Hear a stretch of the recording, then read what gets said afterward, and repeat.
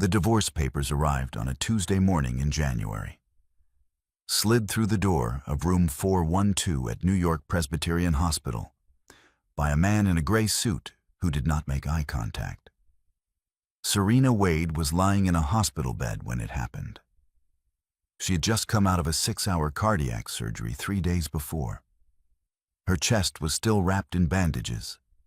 There was a thin tube running from her left arm to a bag of saline hanging on a metal pole beside her. Her hair was unwashed. Her lips were dry. She had not slept more than 2 hours at a stretch since the operation. She was 44 years old, and she was, by every visible measure, at the lowest point of her life. The man in the gray suit, she would later learn he was a junior associate at her husband's law firm, set the envelope on the tray beside her untouched cup of hospital coffee. He cleared his throat once. Then he said, "Mr. Calloway asked me to deliver these personally." Serena looked at the envelope for a long moment. Her name was written on the front in neat black type. Mrs. Serena Calloway, not Wade. Not the name she had been born with, the name she had quietly kept alive in documents and deeds and shell companies for 12 years while building something her husband knew nothing about. She did not open the envelope right away. She turned her head toward the window. Outside, Manhattan was gray and cold. The East River was the color of steel. Somewhere below, she could hear the distant sound of a cab horn. Ordinary life going on without her. Behind her, in the corner of the room, a woman sat in a chair. She had been there since 6 that morning. She was dressed in a navy blazer, her dark hair pulled back, and her reading glasses perched at the end of her nose. She had not moved when the man in the gray suit came in. She had not spoken. She just watched, very still the way someone watches when they already know exactly what is coming. Her name was Oliver Nash. She was Serena's attorney, her closest friend from their college years at Georgetown, and the only person alive who knew the full truth about who Serena Wade really was. When the man in the gray suit left, Oliver set down her folder. She did not say, "I'm sorry." She did not reach for Serena's hand. She simply said in a quiet, even voice, "Do you want me to read it first?" Serena shook her head. She picked up the envelope. She opened it slowly, pulling out the document with 2 fingers, the way you might pull a splinter from your skin. Careful, deliberate, not letting yourself flinch. She read it. All of it. Every clause, every line, every carefully worded paragraph that Brett Calloway's $300 an hour lawyers had drafted to make sure she walked away with as little as possible. When she finished, she set the papers down on the tray. She looked at the ceiling. She did not cry. She did not speak for almost a full minute. Then she turned to Oliver and said, very quietly, "He has no idea, does he?" It was not a question. Oliver picked up her glasses, folded them, set them on top of her folder, and said, "Not even close." Through the hospital window, the gray Manhattan skyline sat silent and enormous. And somewhere in that city, Brett Calloway was already celebrating. He had no idea that the woman he had just discarded in a hospital bed was about to become the most dangerous person in his life. Serena Wade had never been the kind of woman who asked for attention. She grew up in a modest house in Harrisburg, Pennsylvania, the only child of Eleanor Wade, a high school math teacher, and a father who left when Serena was 7 and never came back. Eleanor had raised her daughter on discipline, books, and the quiet, steady belief that a woman's worth was not determined by who stood beside her, but by what she built with her own hands. By the time Serena graduated summa cum laude from Georgetown with a degree in finance, she had already taught herself the basics of real estate law, market analysis, and capital structuring. Not because anyone asked her to, but because she could not stop herself from wanting to understand how money moved in the world. Where it came from, where it went, who controlled it. She met Brett Calloway at 26 at a charity dinner in Washington, D.C., during a season of her life when she was still figuring out the shape of her own ambition. He was handsome, confident, and already running a small but growing real estate development firm. He had the kind of energy that filled a room, loud, magnetic, impossible to ignore. He told her she was the smartest woman he had ever met. She believed him, because back then, she had not yet learned to measure a man by what he did when no one was watching. They married when she was 27. She moved to New York. She helped him, quietly, steadily, invisibly, build Calloway Developments into a respected mid-size firm. She wrote the financial models. She spotted the undervalued properties. She negotiated with lenders when Brett's ego got in the way.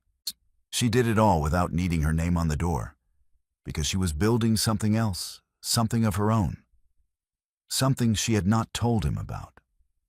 12 years before the divorce papers arrived in that hospital room, Serena had quietly incorporated a holding company under her mother's name, Eleanor J. Wade Investments, LLC. A small thing at first, a few $100,000 from an inheritance her father had, in a rare moment of conscience, left her when he died. She had taken that money and made her first investment, a distressed commercial property in the Bronx. Purchased at auction for less than its assessed value, and sold 18 months later for nearly 3 times what she paid. She reinvested, she expanded, she was careful, methodical, and almost pathologically patient. And she moved through the market the way water moves through stone. Slowly, quietly, without drama, wearing everything down. By the time Brett handed her those divorce papers, Wade Capital Group had assets under management worth $1.3 billion. It owned properties in Manhattan, Chicago, Miami, and San Francisco. It had 14 full-time employees and 6 silent partners, none of whom had ever met Serena in person. Its public face was a man named Thomas Reed, a former colleague she trusted completely, who operated out of a clean, modest office in San Francisco's financial district. Brett knew none of this. He thought he was divorcing a woman with no income, no assets in her own name, and no future worth worrying about. He thought the surgery had broken her. He thought the woman in that hospital bed was exactly what she appeared to be: exhausted, dependent, and finished. He was wrong about every single thing. And the most important detail he had missed, the one that would eventually unravel everything he thought he had built, was sitting in a small envelope in a safe deposit box at a Chase branch on Fifth Avenue, addressed in his wife's handwriting to their 10-year-old adopted daughter, Lily. The letter began, "When you are old enough to understand, here is the truth." Serena had been home from the hospital for 9 days when the second letter arrived. She was staying in a rented apartment on the Upper West Side, a clean, spare 2-bedroom that Oliver had arranged in a hurry, paid for from a personal account that had nothing to do with Brett. The apartment had white walls and a kitchen that smelled faintly of lemon cleaner and a window that looked out over a courtyard where pigeons walked in slow circles every morning. It was the most anonymous place Serena had ever lived, and for the first few days, the anonymity felt almost like safety. She was still moving slowly. Her chest ached when she breathed too deeply. She slept sitting up because lying flat still hurt. Every morning she made a cup of tea, just hot water and a bag of chamomile, something her mother had always kept in the house. And she sat at the small kitchen table and looked out the window and reminded herself, one breath at a time, that she was still standing. The letter came through Oliver, forwarded from the law firm. It was from Brett's attorneys at Hargrove and Klein, one of the most aggressive family law practices in New York. The subject line read, "Motion for sole custody of minor child, Lily Grace Calloway." Serena read it 3 times before the words stopped blurring. Brett was filing for full custody of Lily, not joint, full. He was claiming that Serena's medical condition made her unfit to provide stable care. He cited the cardiac surgery. He cited a 30-day period of hospitalization 18 months earlier that had been for exhaustion and stress, which his attorneys had somehow obtained and reframed as a psychological crisis. He was asking the court to restrict Serena's access to Lily to supervised visits, 2 hours a week, until further evaluation. Lily was 10 years old. Serena and Brett had adopted her together when Lily was 3. Lily called Serena Mom. She had called her Mom every single day for 7 years. Serena set the letter on the kitchen table. She pressed both hands flat on the surface. She looked at the courtyard below. A pigeon was eating something near the drain. The sky was white and flat with February cold. She did not make a sound. Oliver called 10 minutes later, as if she had known. "I've already pulled the filing," Oliver said. "They moved fast. Brett must have had this prepared for weeks." "He prepared this while I was in surgery," Serena said. Her voice was very flat. "Most likely while you were in the hospital, yes." Serena closed her eyes. She thought about Lily, about the way Lily still climbed into her lap, even though she was almost too big for it. About the way Lily said, "Mom, you smell like home," when she pressed her face into Serena's shoulder. She thought about the last time she had seen Lily, the day before the surgery, when Lily had held her hand in the pre-op waiting room and whispered, very seriously, "I'll be here when you wake up, Mom." Brett had not let Lily visit the hospital, not once. He had told the child that the doctor said it was better for Mom to rest. "Oliver," Serena said. "Yes. I want to fight this. I know. Not just the custody, all of it."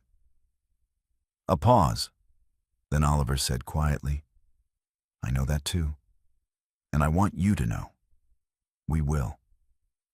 But Serena, there's something else in the filing that you need to see. Something Brett's lawyers attached that changes the landscape of this significantly." The line went silent for 3 full seconds.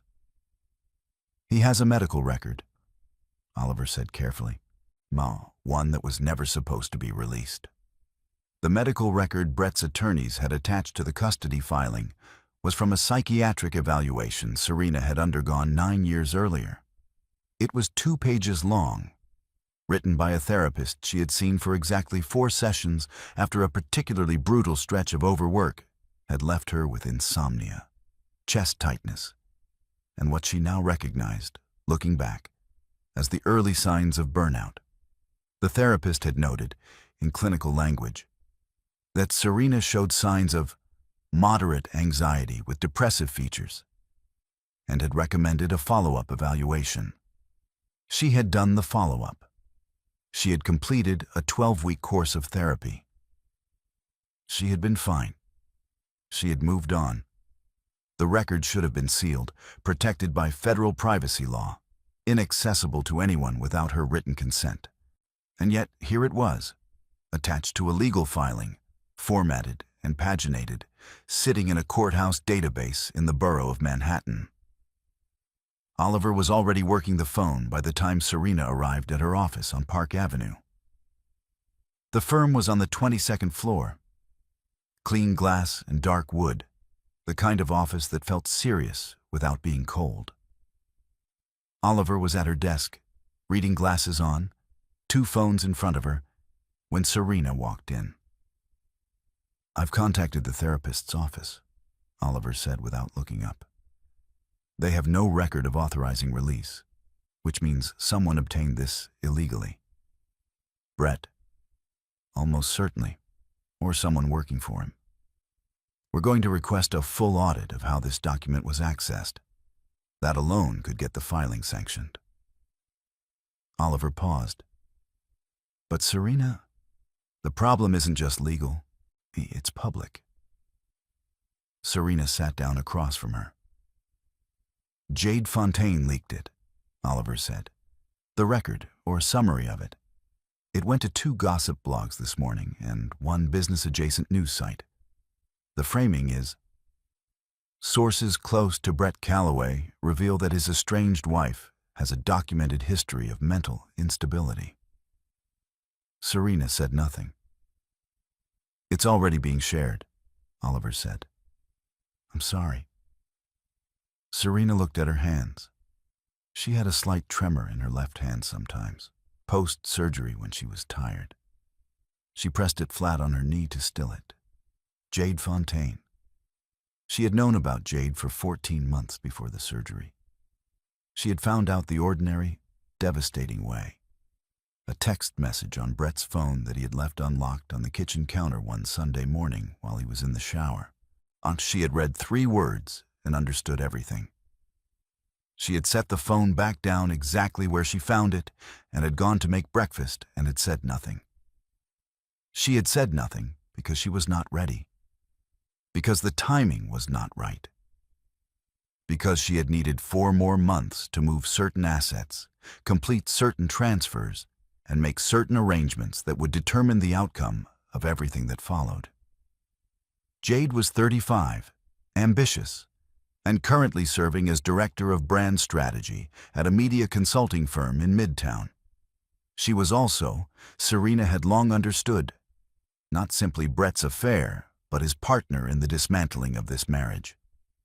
Feeding him information, advising on optics, helping craft the narrative that made Serena the unstable, dependent wife and Brett the long-suffering, responsible husband.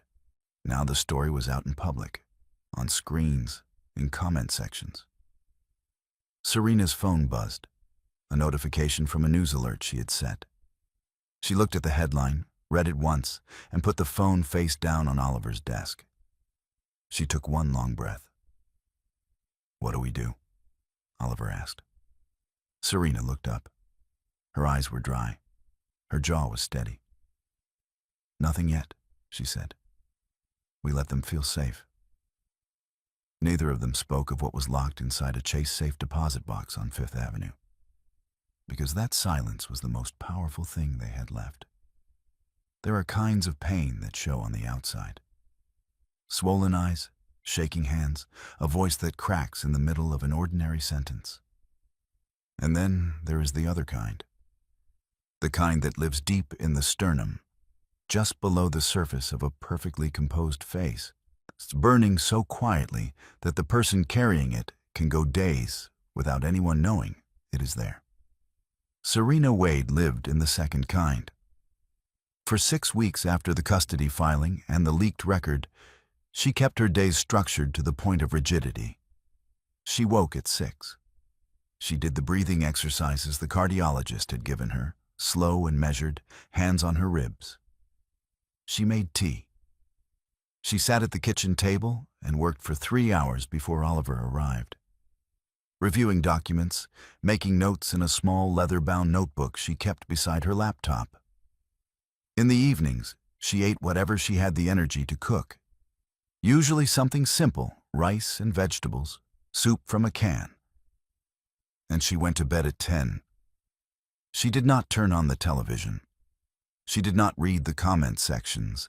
She did not call anyone except Oliver, and twice a week, the custody attorney Oliver had brought in from a firm in the financial district. She did not call Lily, because Brett had changed the number Lily used to reach her, and when Serena called the house, no one answered. That was the thing that nearly broke her. Not the leaked record, not the custody filing, not Jade Fontaine's name appearing in print next to Brett's in a real estate industry newsletter, described casually as his partner, as though 18 years of marriage had been nothing more than a speed bump on the road to wherever he was going now. None of that came close to the silence on the other end of the phone when she called the number Lily had memorized and left on the refrigerator in their old kitchen in the handwriting of a 7-year-old. One night, a Wednesday in March, Close to midnight, Serena sat at the kitchen table in the dark. She had not turned the lights on when the sun went down. She was not sure when she had stopped noticing. She had her phone in her hand, and she was looking at the last photo she had of Lily, taken the previous September, the two of them at a pumpkin patch in Westchester. Lily holding a small orange pumpkin in both arms, squinting into the sun, grinning the enormous, unguarded grin of a child who has never been given a reason not to trust the world.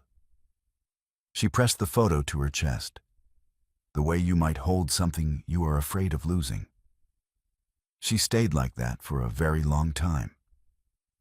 In the morning, she got up and made tea and opened her notebook. She had written one line before bed the night before at the top of a fresh page. What he does not know is still mine. Oh, she looked at that line. She read it twice. Then she uncapped her pen and began to write. Not notes, not strategy, not legal points. Something different. A list of everything she had built, quietly and without his knowledge, over 12 years of marriage. Property by property, company by company, decision by decision. She filled 3 pages. When she was done, she set the pen down. She looked out the window at the courtyard below, where the pigeons were walking their slow circles in the early light. She thought about Lily's laugh, the way it started in her nose first, a small snort, before it opened into something full and warm. She picked up her phone and called Oliver. "I'm ready," she said. On the other end of the line, a silence. And then a sound that might have been Oliver exhaling the breath she had been holding for weeks. And Oliver Nash had kept Serena's secret for 12 years, and the weight of it had never felt heavier than it did on the morning she spread the documents across the conference table in her office and said quietly, "It's time." The files were organized in 4 manila folders. Corporate formation records, asset acquisition history, financial statements for the past 3 fiscal years, and a sealed letter from Eleanor Wade, signed and notarized, attesting to the origins of the initial investment capital. 12 years of invisible, careful, deliberate work, laid out on a mahogany table in the pale light of a March morning. Oliver sat across from her. She looked at the folders for a long moment without speaking. "If we open this," Oliver said, "there is no closing it again." "I know. Brett will fight it. He'll claim you hid assets from the marital estate. He'll try to make this look like fraud. Let him. His lawyers are very good, Serena. So are ours." Oliver allowed herself a small, controlled smile. Then she opened the first folder. What Wade Capital Group represented, in legal terms, was not hidden marital property. Serena had taken meticulous care to ensure that. The seed capital had come entirely from a premarital inheritance, her father's estate, received before she and Brett had ever signed a marriage certificate.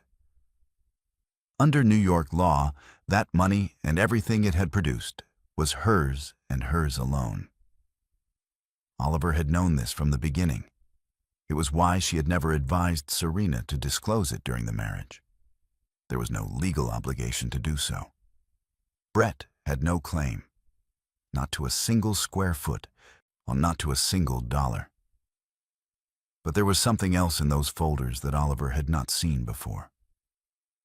Something Serena had withheld, even from her, until now. It was a signed consulting agreement, dated 4 years earlier, between Wade Capital Group and Callaway Developments. Brett had come to the company through Thomas Reed, the firm's public-facing director, looking for a capital partner on a large mixed-use development in Queens. He had not known who he was dealing with. Thomas had handled every meeting, every call, every document exchange. The deal had closed. Callaway Developments had received a $40 million investment. The project had been profitable. Brett had sent a handwritten thank you note to Thomas Reed at the San Francisco office. The thank you note was in the folder. Oliver stared at it. Then he borrowed money from your company, Oliver said slowly. He borrowed money from his own wife, without knowing it. Yes. And that $40 million is now repaid, with interest, plus profit sharing from the Queen's project. The total return to Wade Capital was $61.3 million. Oliver set the note down carefully, as though it were made of something breakable. He signed documents, Oliver said. He has a legal relationship with this company. Which means, when this becomes public, he cannot claim he was an innocent party who had no contact with the entity. He did business with us. He just didn't know who we were. Oliver looked at her for a long time. Serena, she said finally, you planned this. Serena looked back at her, and her expression was neither triumphant nor cold. It was simply clear, by the way the air is clear after a long storm has finally passed. I hoped I would never have to use it, she said. But I made sure it existed, just in case. Outside, a cloud shifted over the city. A shaft of morning sun came through the 22nd floor windows and laid itself across the table, bright and exact and impossible to miss. Neither woman moved to close the folders. 3 days later, someone leaked the folders. Not all of them. Not enough to be obvious. Just enough, a single data point, a whisper dropped in the right ear, to alert Brett Callaway that his estranged wife was sitting on something large and very dangerous to him. Serena found out the way she found out most things. Quietly, through a person who noticed an anomaly and was loyal enough to mention it. Oliver called her at 7:15 on a Thursday morning to say that Brett's lead attorney at Hargrove and Klein had made a call the previous afternoon to a financial intelligence firm in Midtown. The kind of firm that was paid to build asset profiles on individuals in contentious divorce proceedings. The call had lasted 22 minutes. They know something exists, Oliver said. They don't know what, but they're looking. Serena stood in her kitchen. The tea was going cold. She turned the mug slowly in her hands. Someone talked? She said. Yes. Someone who had access. Silence on the line. There were 4 people who knew the specifics of Wade Capital Group's structure. Oliver, Thomas Reed in San Francisco, Eleanor, who was barely aware of the full scope, and one other person, a man named Kevin Marsh, 31 years old, who had served as Serena's executive assistant for 3 years and who she had trusted with scheduling, document filing, and the management of her encrypted correspondence. She had hired Kevin on Oliver's recommendation. She had trusted him completely. She had paid him well, given him flexibility, defended him to others when people questioned his judgment. She had thought of him. In moments of sentimentality, she rarely allowed herself, as something like a younger brother. She called his cell phone, straight to voicemail. She called the secondary number he used for work. Voicemail. She sent a message through the encrypted channel they used for sensitive communication. The message showed as delivered. He did not respond. She sat down. She did not allow herself to feel what she was feeling. Not yet. Not fully. Because feeling it fully would cost her time she did not have. She set it to the side, very deliberately, the way you set a glass down on a shelf, knowing you will come back to it later. She called Oliver back. It was Kevin, she said. A pause. I think so too. How much did he sell? Enough to confirm that you have a significant holding structure that Brett has no visibility into. They now know a number exists. They don't know it yet. How long do we have? Their investigator is good. A week, maybe 10 days, before they get close enough to identify the entity. Serena stood up. She walked to the window and looked down at the street below. A delivery truck, a woman with a stroller, a man in a coat reading something on his phone. Ordinary life, moving at ordinary speed. "Where is Kevin now?" she asked. His access credentials were used at Callaway Development's office building twice this week, Oliver said. Monday morning and yesterday afternoon. Brett had not simply paid Kevin for information. He had brought him inside. He had given him a desk and a role and probably the feeling of being on the winning side. Serena pressed 2 fingers to the glass. It was cold from the outside. "Pull all his access," she said, "and call Thomas. Tell him to move the timeline up." To when? She thought about the consulting agreement in the folder. The thank you note in Brett's handwriting.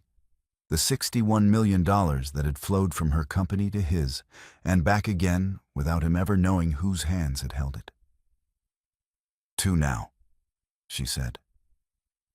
Thomas Reed landed at JFK on a Friday evening in late March.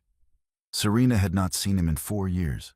They had worked together for 12, the entirety of Wade Capital Group's existence, through encrypted emails, quarterly video calls, and the occasional secure document exchange.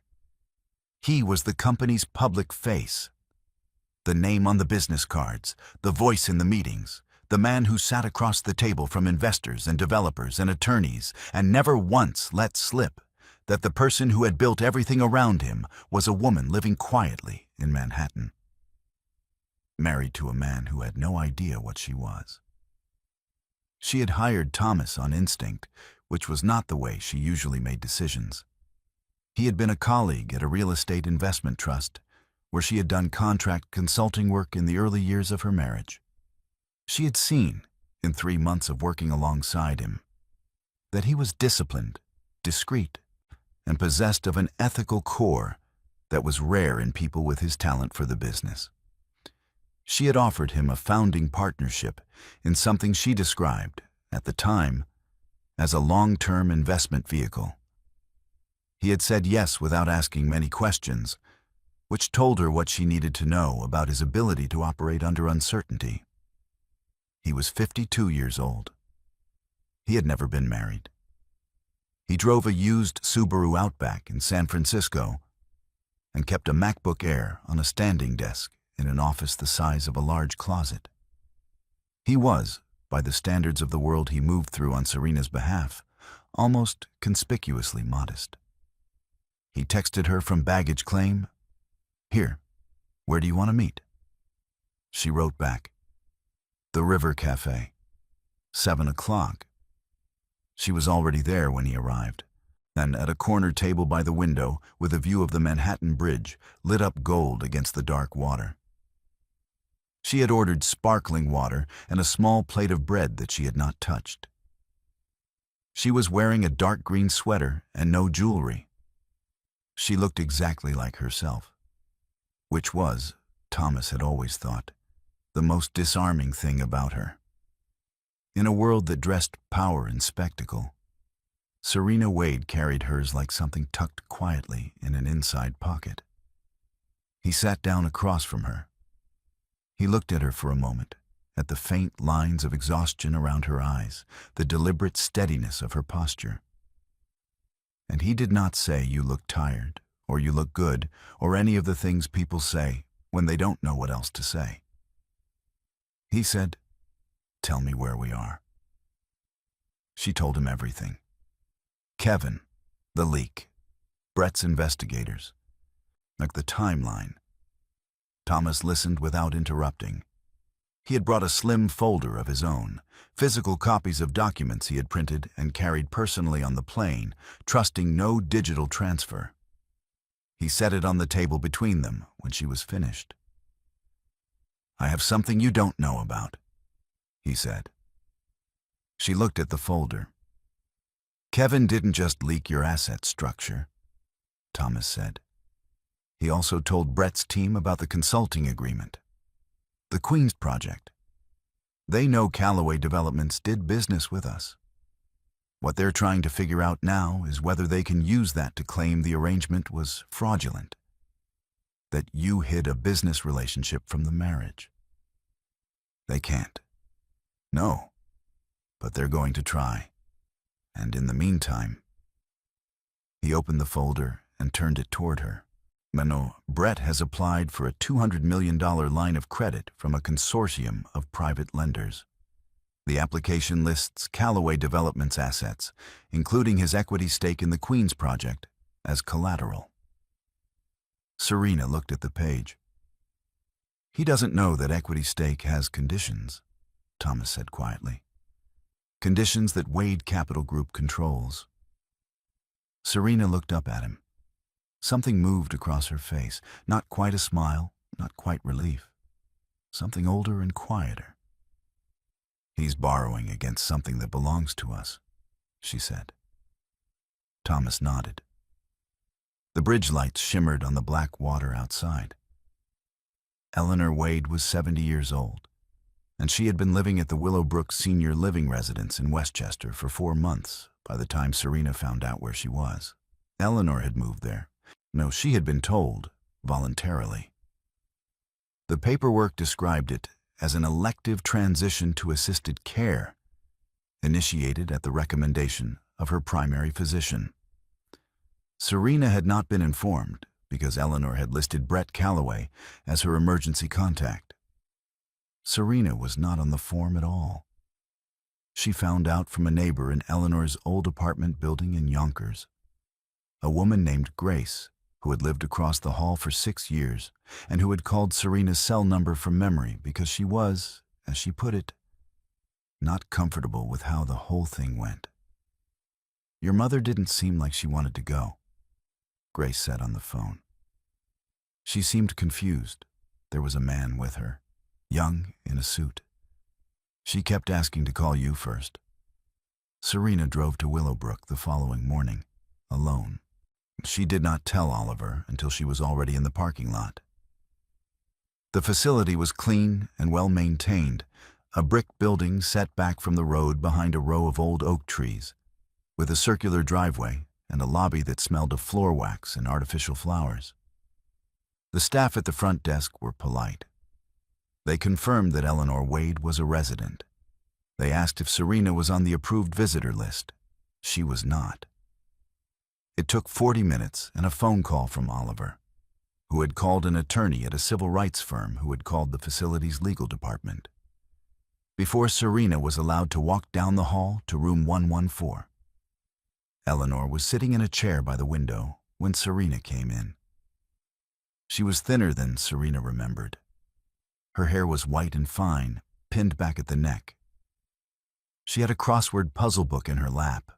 They opened to a page that appeared to be untouched.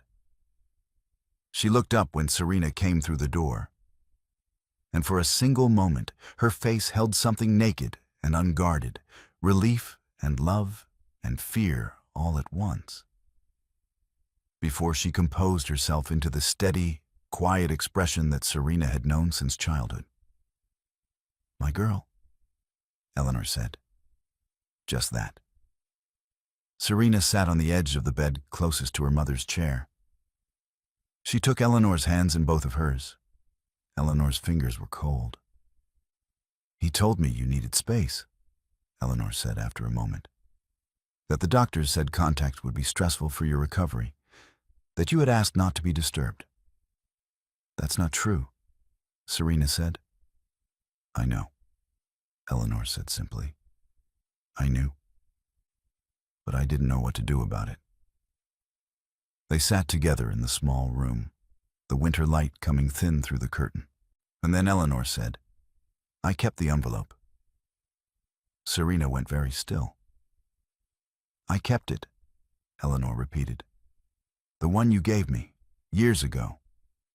You said to hold on to it and not give it to anyone, not even you, unless you asked for it yourself." Serena had given her mother the envelope 8 years ago. Inside it were the original formation documents for Wade Capital Group, The ones bearing Eleanor's own signature as nominal founder. The ones that trace the company's origins directly to the premarital inheritance. The ones that would, in any court of law, establish Serena's sole and undeniable ownership of everything the company had ever built. She had kept the originals with her mother because it was the last place anyone would ever think to look. Eleanor reached into the drawer of the small nightstand beside her chair. She withdrew a plain envelope, ivory, sealed with tape that had yellowed slightly at the edges. She held it out to her daughter. Serena took it with both hands. She did not open it. She just held it. "I knew you'd come," Eleanor said quietly. She checked Eleanor out of Willowbrook the next afternoon. It was not difficult, legally. Eleanor was not under any court order or medical hold.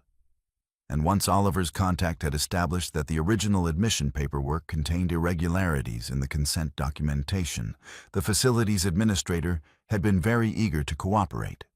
Eleanor walked out of room 114 with a small suitcase and her crossword puzzle book, and the careful dignity of a woman who had decided not to spend another minute being someone else's arrangement. Oliver had already arranged a furnished apartment in Riverdale, and close enough for Serena to reach in 20 minutes by car, private and comfortable, with a view of the Hudson through a row of bare winter trees. Eleanor stood at the window for a long time when she first walked in.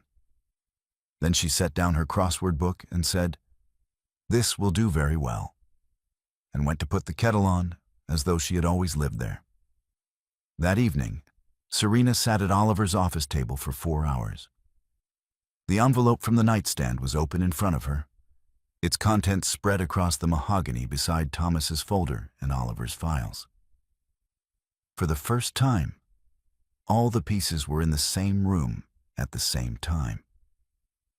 The original formation documents, the asset transfer records, the Queen's consulting agreement, Thomas's evidence of the collateral fraud, Kevin Marsh's name on a signed disclosure Oliver had obtained through a colleague who knew how to ask the right questions of the right people.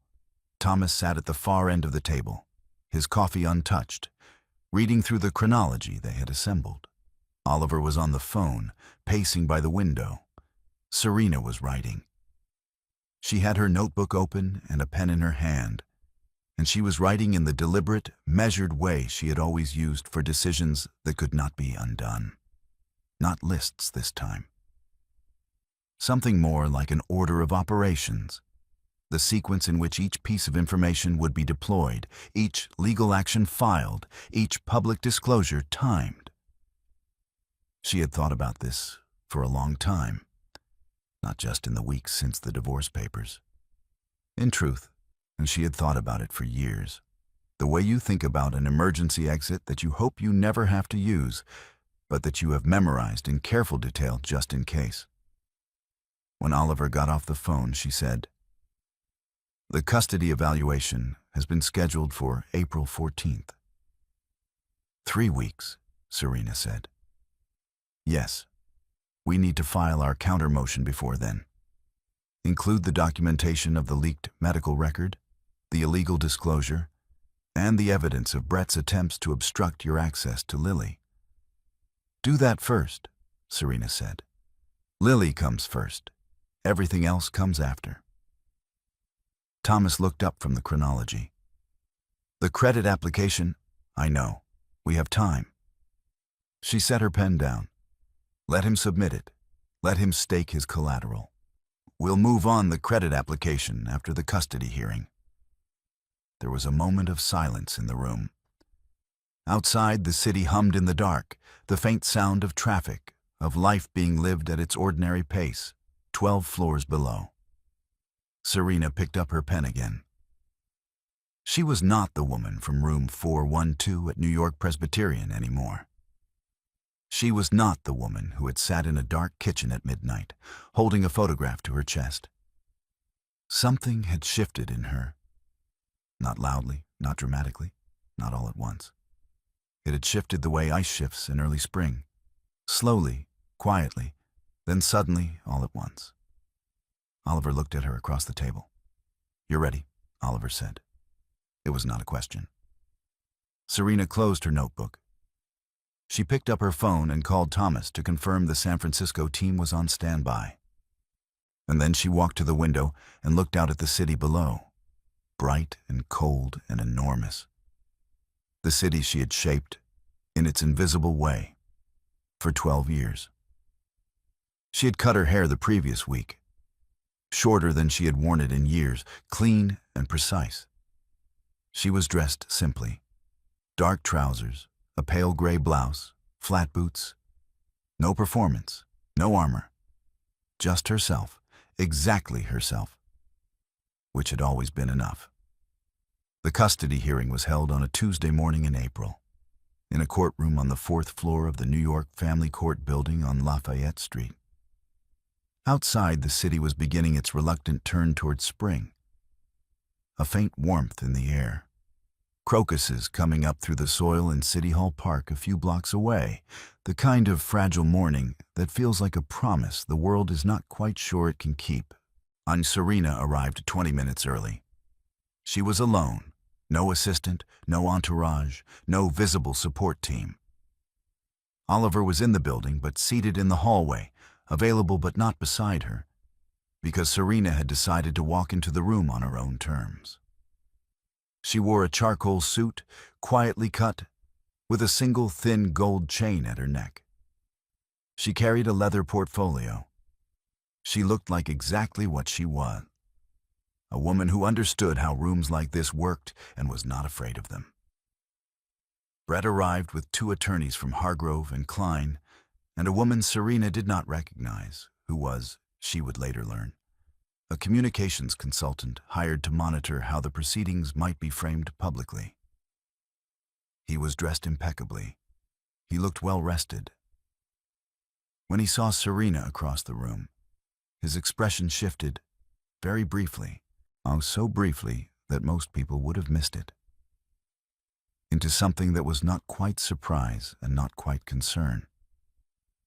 It was the expression of a man who has decided he is winning and has just registered, for the first time, the faintest possibility that he might not be. He looked away quickly. Serena took her seat. The hearing lasted 3 hours.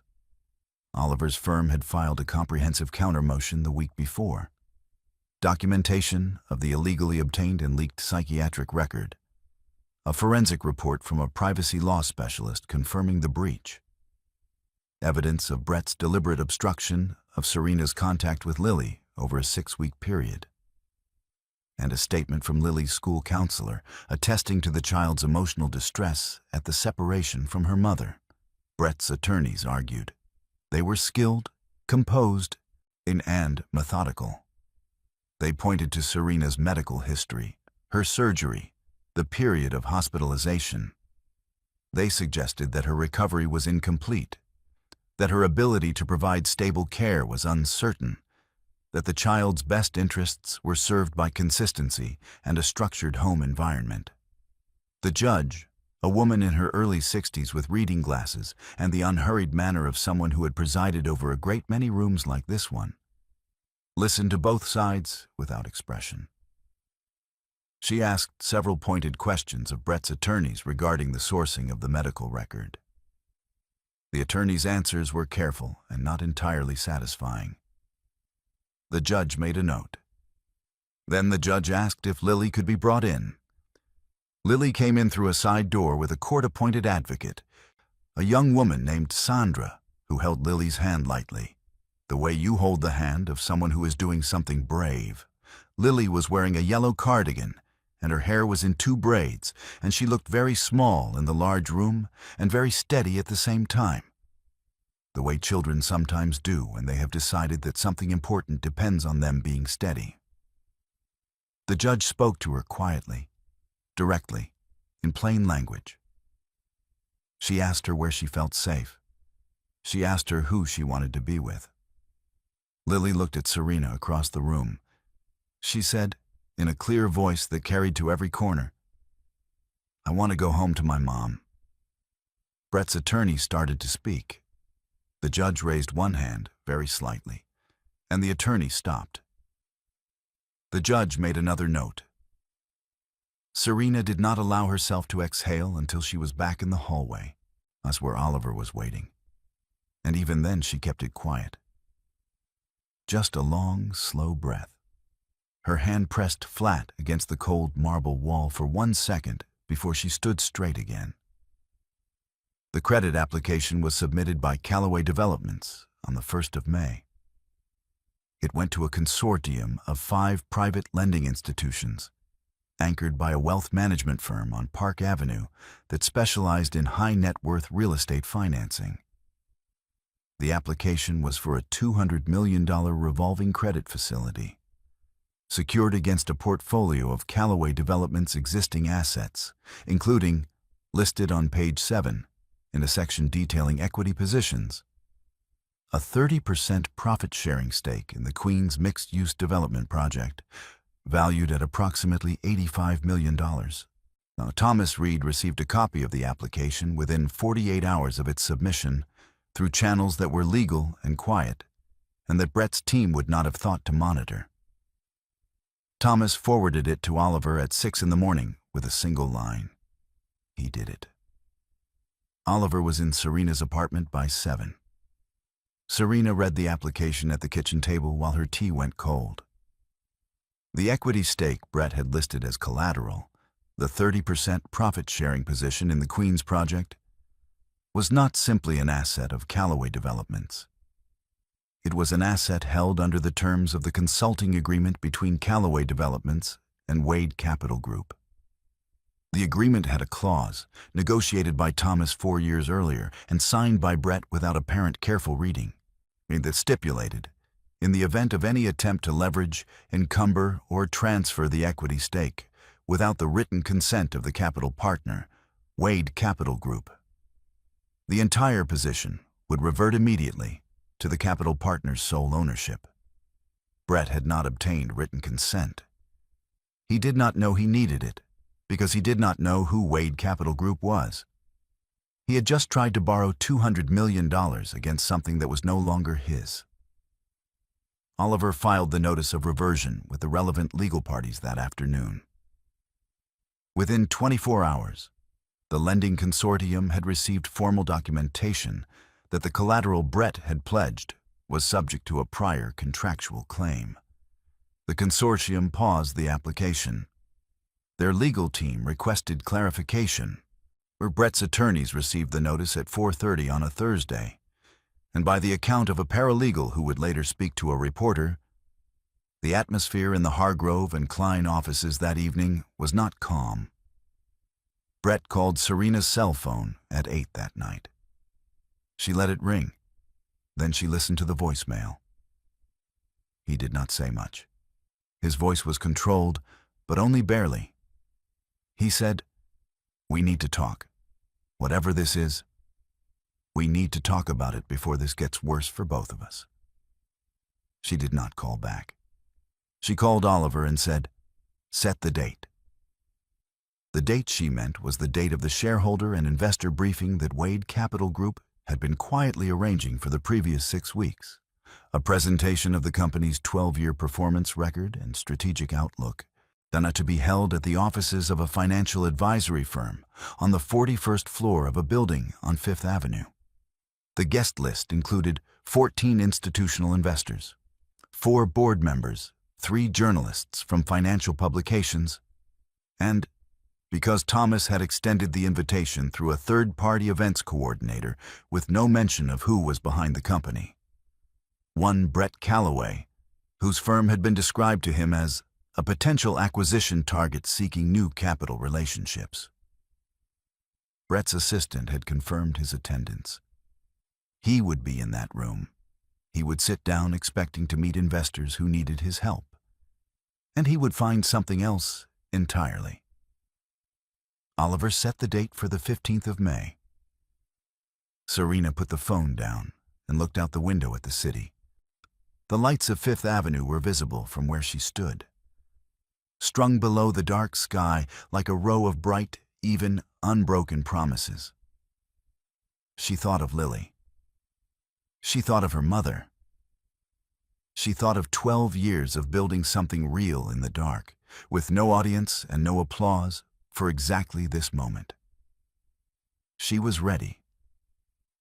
The evening of May 14th, Serena did not sleep.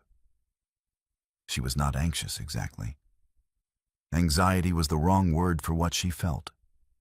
Anxiety was the feeling of facing something you were not prepared for. And she had been preparing for this for longer than most people would believe. What she felt was more like the stillness before a door opens. The held breath of a final moment of private knowing before everything becomes public and irreversible and real. She sat at the kitchen table for a long time with nothing in front of her. Just the table, just the window, just the city outside doing its ordinary midnight work. A few blocks away, the park was dark and quiet. Farther uptown, the lights of Riverside Drive ran in a long gold line beside the river. She had always loved this city, not romantically, the way people who were not from here sometimes loved it, but practically, intimately, the way you love something you understand, something whose rhythms you know in your body. Thomas had flown back from San Francisco that morning. He was staying at a hotel near Grand Central. He had texted her at 9:30. "Everything's ready. Get some rest." She had appreciated the text more than she could explain. It was the kind of communication she valued most, not reassurance, not sentiment. Just a clean statement of readiness. She and Thomas had developed a particular kind of trust over 12 years. It was built on very few words and a great deal of demonstrated judgment, on having each other's interests reflected faithfully in every action without having to negotiate it each time. She respected him in a way she had rarely respected anyone, because he had never once tried to take credit for what was hers. Never once made her feel that her invisibility in the structure was something other than a strategic choice. He had simply held his part of it, quietly and competently, for a very long time. She thought about that now, about the strangeness of having spent more than a decade in close professional partnership with someone and only seeing them in person a handful of times, about how well you could know a person through their decisions.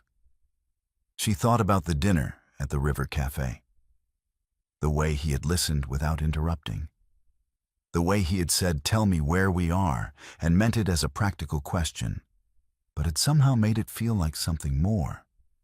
The way he had set the folder down on the table between them as though he understood that what was in it belonged to her, and he was simply carrying it for now. She had not let herself think about Thomas in any other register than professional. It was a discipline she had maintained carefully, not because she was unaware of the other register, but because the timing had always been wrong. And she did not make decisions, professional or personal, when the timing was wrong. After tomorrow, the timing might be different. She allowed herself to think that, briefly, and then set it aside. She went to the small desk in the second bedroom and opened her leather notebook to the last page of notes. She read through the sequence one final time. The order of the presentation, the legal disclosures, the moment at which Oliver would enter the room with the formation documents, the timing of the press release that had been drafted and queued and was waiting for her signal. She closed the notebook. She went to the window.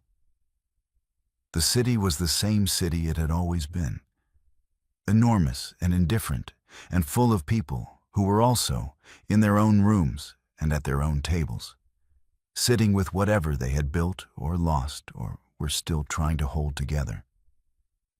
She thought about Lily, already asleep in the apartment 3 blocks away, where she had been staying with Serena since the custody hearing. She thought about her mother in Riverdale, with her crossword books and her kettle. She picked up her phone and typed a message to Thomas. "I'll see you tomorrow." It went through at 12:41 in the morning. His reply came back in less than a minute. "I'll be there." She set the phone down and went to bed.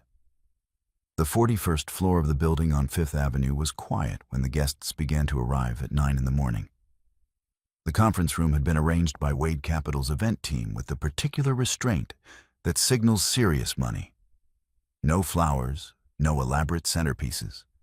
Just a long table with leather chairs, a screen at the far end, water glasses and legal pads at each seat, and a view of Manhattan through floor-to-ceiling glass that rendered decoration unnecessary. Below, the city moved in its ordinary current of yellow cabs and pedestrian traffic, and the low, continuous sound of a world going about its business. The institutional investors arrived first, 14 of them, from firms in New York, Boston, Chicago, and one from London. They came in quietly, introduced themselves to Thomas, who stood near the door with his usual composed economy of manner. Oliver was already seated at the far end of the table, a slim folder in front of her, her reading glasses on, a cup of black coffee untouched beside her. The financial journalists arrived.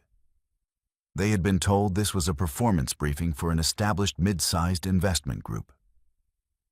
They had been told it was off the record until the company indicated otherwise. They took seats along the side wall.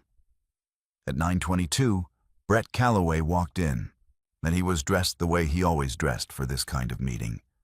A dark navy suit, a white shirt, no tie. The careful informality of a man who wants to appear relaxed without sacrificing authority. He had come alone, which surprised Serena. She had expected at least one attorney. The absence of one suggested he still thought this was routine. A prospective investor meeting, an introduction, something he could charm his way through. He shook hands with Thomas at the door. He said something. Thomas nodded. Brett found a seat on the left side of the table, midway down, with the view of the city behind him. He had not yet seen Serena. She came in through the side door at 9:29. She was dressed in a black suit, cut clean and straight, on no ornament except a narrow gold watch on her left wrist. The watch her mother had given her the day she graduated from Georgetown. A slim Tissot that Eleanor had saved for 2 years to buy. Her hair was short and neat. She carried nothing.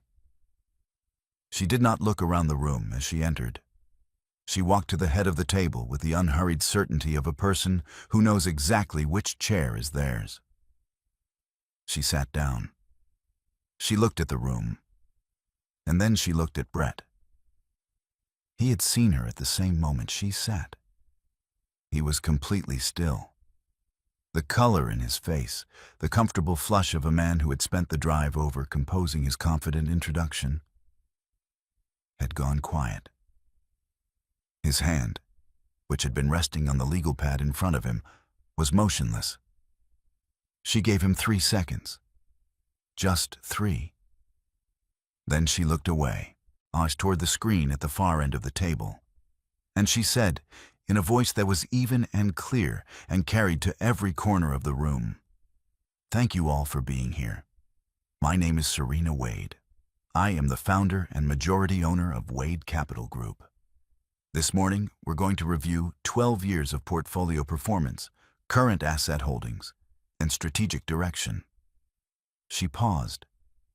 "And then," she said, "we're going to address a matter of significant legal importance regarding a consulting relationship that some of you may find unexpected." No one spoke.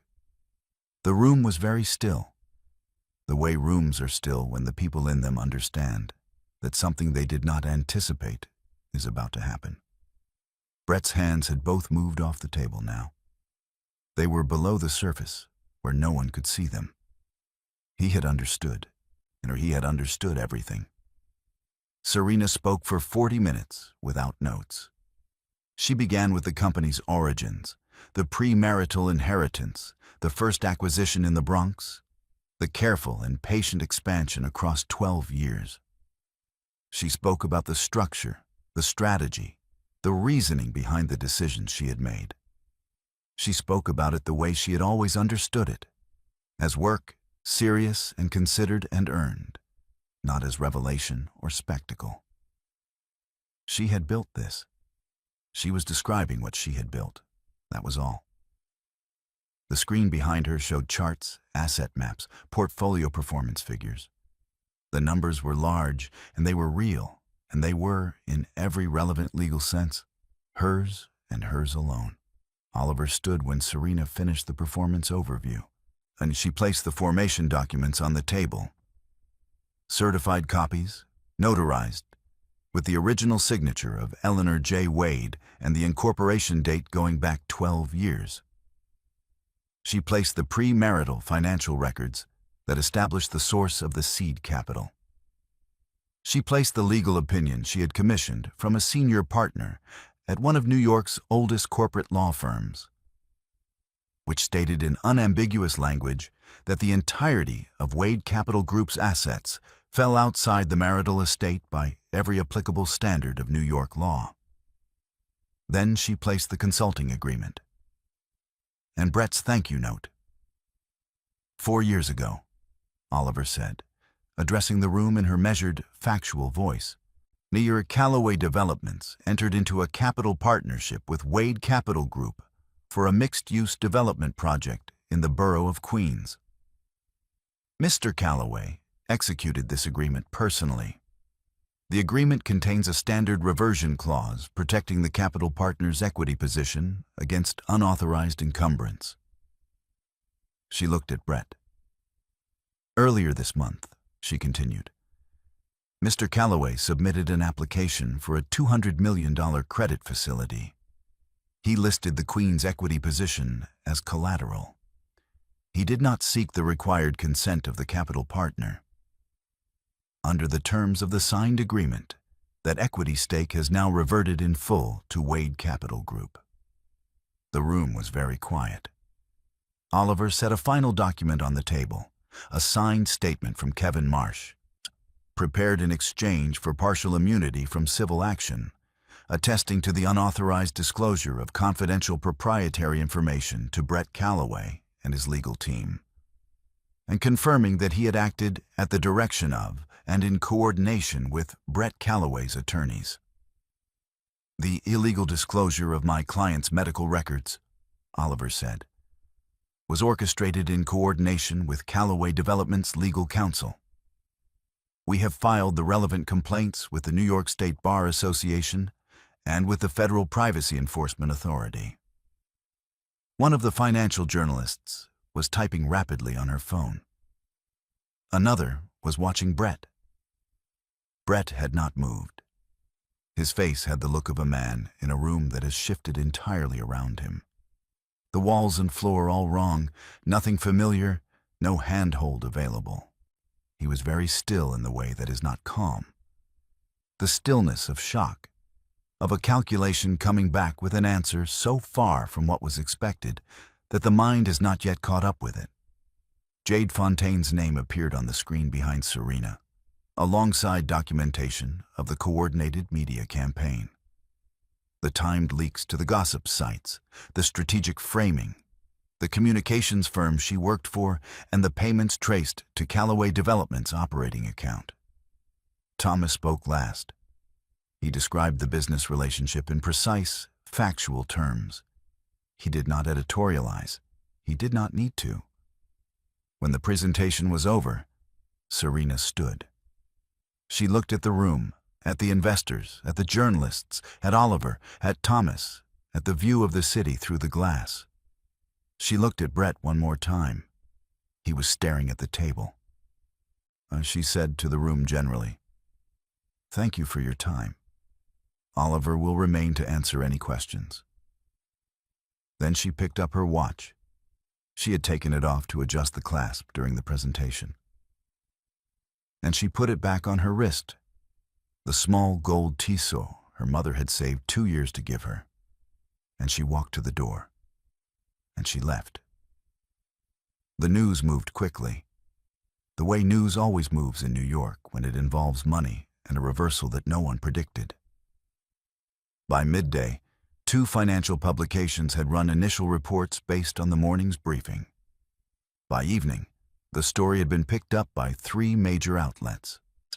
The framing was the same across all of them, a minor variation on the same essential fact: that the founder of a $1.3 billion investment firm had conducted her entire 12-year career in private, while being publicly known only as the wife of a mid-sized real estate developer, and that the same developer had recently and unsuccessfully attempted to leverage company assets he did not own against contractual obligations he had not read.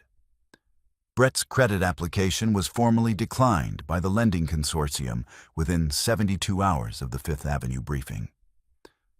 The consortium issued no public statement, but 2 of their representatives quietly reached out to Thomas Reed's office to open a different conversation, one about Wade Capital Group's own pipeline. Brett's attorneys at Hargrove and Klein filed a motion to contest the reversion clause the following week. The motion was denied. The judge's written ruling was 41 pages, and the relevant passage, which Oliver read to Serena over the phone in the even voice of someone reporting a weather forecast, was clear. The contract said what it said. It had been signed freely, and the clause was enforceable. The bar complaints regarding the leaked medical record resulted in a formal investigation of 2 members of Hargrove and Klein's family law division. One resigned before the investigation concluded. The partner overseeing the Callaway account received a public censure that would follow him in professional directories for the foreseeable future. Jade Fontaine's employer, the media consulting firm in Midtown, parted ways with her quietly, but not quietly enough. The departure was reported by a trade publication as a strategic restructuring. 3 of the firm's major clients, whose representatives had been in the room on Fifth Avenue or had been briefed by those who were, did not renew their contracts. The firm entered a restructuring that was not, by most accounts, strategic. Kevin Marsh did not return to any position in the industry in which he had spent 3 years building a reputation. He had signed his name to a statement that no one in the business would forget. Callaway Developments itself did not collapse immediately. Brett still owned the company. He still had assets, relationships, a working operation, but the credit he had needed to fund his next phase of growth was no longer available to him at the terms he had expected. The Queens Project's equity stake, the position he had staked his near-term expansion on, was now Wade Capital Group's. And the story of how he had come to sign that consulting agreement without knowing whose company he was signing with was not the kind of story that went away. Within 6 months, Callaway Developments would be significantly smaller. Within a year, Brett would sell the company's flagship development, the one in Midtown that he had always considered proof of his success, to settle obligations that had compounded beyond what the business could carry. None of this was Serena's doing, not directly.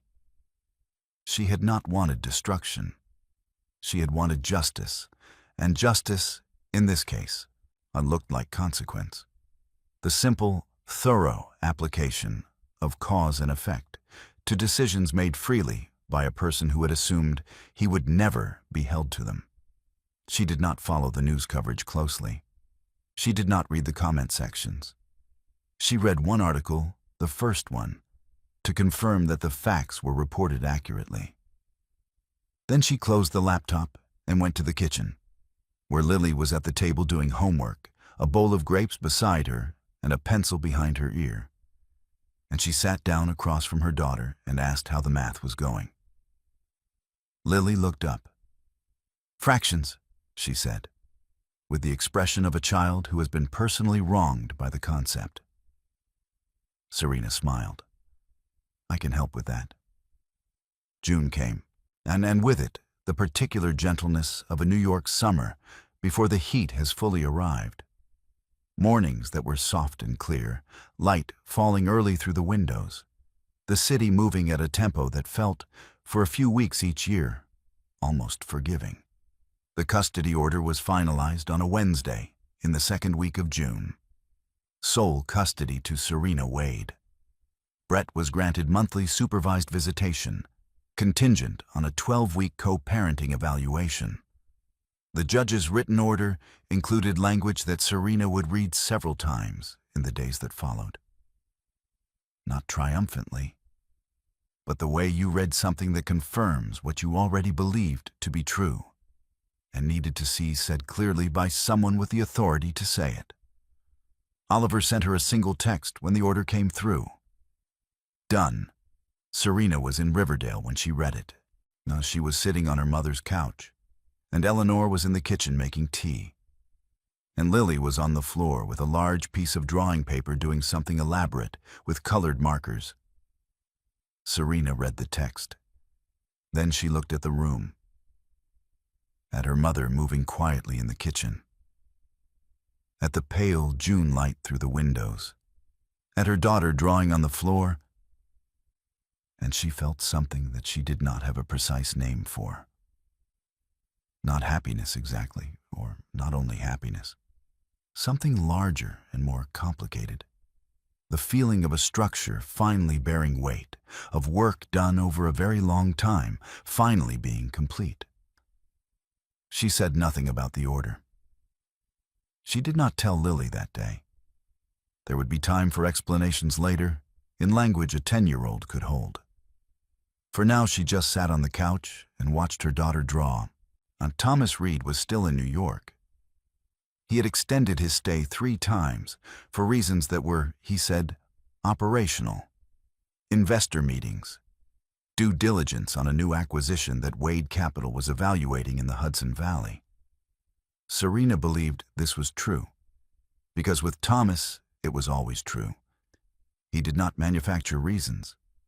But she also noticed that the meetings consistently ended in the late afternoon, and that on 4 occasions in June he had called to ask if she and Lily wanted to get dinner, and that Lily had, on each occasion, said yes with an enthusiasm that had nothing to do with the food. On one of those evenings, the 3 of them had walked back from a restaurant on the Upper West Side through Central Park in the long summer light, Lily running ahead to investigate a family of ducks near the pond. And Thomas had walked beside Serena without speaking for a while, which was one of the things she appreciated most about him. That he was not afraid of silence, that he understood it as something that could hold meaning without requiring it to be converted into words. After a while, he said, "What comes next?" She considered the question. "The Hudson Valley acquisition," she said. "The investor presentation in Boston in September. The position in Chicago that we've been watching for 2 years." "I meant for you," he said, "not the company." She looked at the park. The light was going gold through the trees. Lily was crouching at the edge of the pond, with her arms wrapped around her knees, talking to a duck that was not listening. Serena said after a moment, "I think I'd like to stop being invisible." Thomas was quiet for a beat, and then he said, "You haven't been invisible to me, not for a long time." She turned and looked at him. He was looking at her with the straightforward, unhurried attention she had come to know as the truest thing about him. She nodded once, slowly. "I know," she said. Lily called from the pond, "Mom, Thomas, there are 6 ducks." They walked toward her. On a Friday morning in September, Serena Wade stood on the stage of a conference center on 5th Avenue in front of 400 people and introduced Wade Capital Group to the world. Not as a holding company with a man's name on the door. Not as a structure held together by silence and strategic invisibility. As itself, a 12-year-old investment firm with assets under management of $1.3 billion, a track record of consistent performance, and a founder who had, until now, chosen to remain private, and who had decided, for reasons she did not feel the need to explain in detail, that it was time to stop. She had prepared remarks. She did not use them. She spoke for 20 minutes without a note in front of her, the way she had always worked best. From the accumulated intelligence of years, from the architecture of decisions made carefully and not forgotten, from the knowledge that she understood this business better than anyone in the room could have guessed until she began to speak. The audience listened the way people listen when they are surprised by competence they did not expect. When she finished, there was a moment of silence. The kind of silence that precedes a large, genuine response, the kind that cannot be manufactured. And then the room was very loud. She stood at the podium and let it happen. In the front row, Eleanor Wade sat with her crossword puzzle book in her lap, unopened, and watched her daughter with an expression that was not surprise, because she had never been surprised by this. Only by how long it had taken the world to catch up. Beside Eleanor sat Lily, dressed in a navy sweater with a small golden star stitched at the collar, who was clapping with both hands over her head, which was not the dignified response the room's protocol called for and was exactly right. Thomas was at the side of the stage. He had introduced Serena, briefly, precisely, without flourish, and then stepped back, which was the thing about him that Serena had always understood and valued most. He knew how to hold space for someone without taking any of it. She found his face from the podium when the applause settled. He gave her a single nod.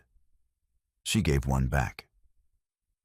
They had had dinner the week before, just the two of them, at a small restaurant in the West Village that had no view and no status, and made very good pasta. They had talked about the Hudson Valley acquisition and about Lily's new school year and about a book he had been reading. Meditations, of all things, battered copy he'd carried for years. And somewhere in the middle of the evening she had thought, this is what it feels like when the person across the table from you is not performing anything. And she had decided that was worth more than almost anything she could name. She had not told him that, not in those words. She would, eventually. She was in no hurry. After the conference, she walked out into the September morning with Eleanor on one side and Lily on the other, and Thomas a half step behind. And Fifth Avenue was exactly what it always was. Loud and enormous and full of ordinary life going on in every direction. And she felt no urge to mark the moment with anything grand. She had done the work. The work was done.